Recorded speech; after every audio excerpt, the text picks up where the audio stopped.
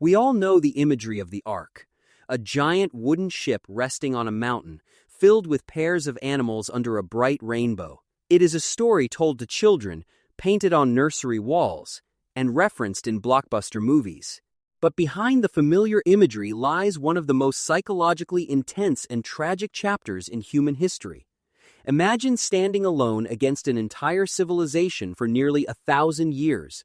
Imagine preaching a message of love, justice, and peace, only to be met with mockery, physical abuse, and closed ears, generation after generation. This is the untold burden of the prophet Noah. His story isn't just about a flood, it is a profound study of ultimate patience, the breaking point of human defiance, and the moment a corrupted world had to be washed clean to start anew.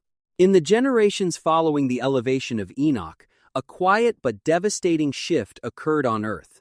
For the first time in human history, mankind began to worship idols.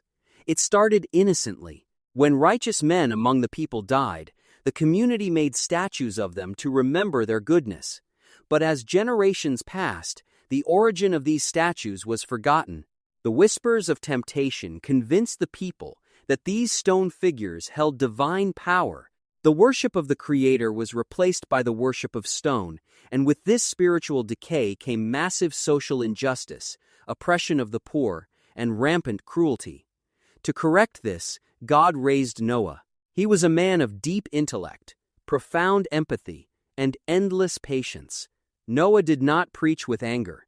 He walked among his people, speaking softly, appealing to their reason. He would say, "O my people, worship God. You have no deity other than Him. Indeed, I fear for you the punishment of a tremendous day."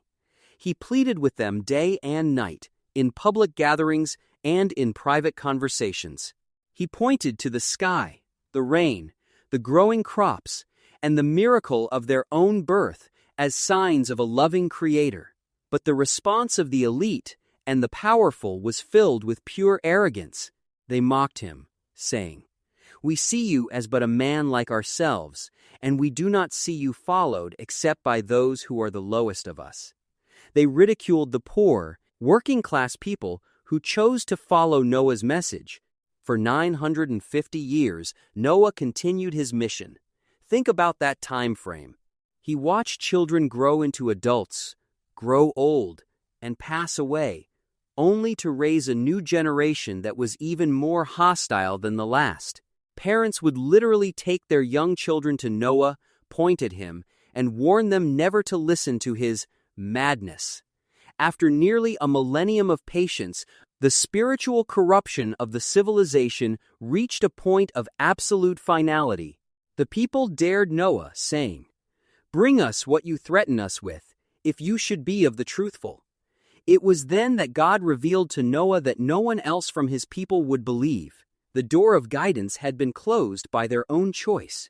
With a heavy heart, seeing that his people were now only breeding further tyranny and disbelief, Noah made a historic prayer. "My Lord, do not leave upon the earth from among the disbelievers even one. For indeed, if you leave them, they will mislead your servants and not give birth except to wicked disbelievers." The decree of the Almighty was issued. The world would be cleansed, and Noah was given a strange, unprecedented command: construct the ark under our eyes and our inspiration. In the middle of the dry land, far away from any sea or major river, Noah began to build a massive wooden ship.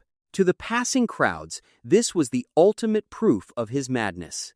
They laughed, they jeered, and they threw insults at the elderly man and his small band of followers as they carried timber under the hot sun. They had no idea that the very dry earth they stood on was about to turn into a raging ocean. What happened when the sky finally opened and the waters rose? And what was the heartbreaking choice Noah had to face regarding his own family? We will witness the storm of the century and the survival of the ark in our next episode. If this deeper look into the patience of Noah moved you today, please like this video, follow our page, and share it with those seeking wisdom in times of struggle. Let us continue to seek understanding together. Until next time.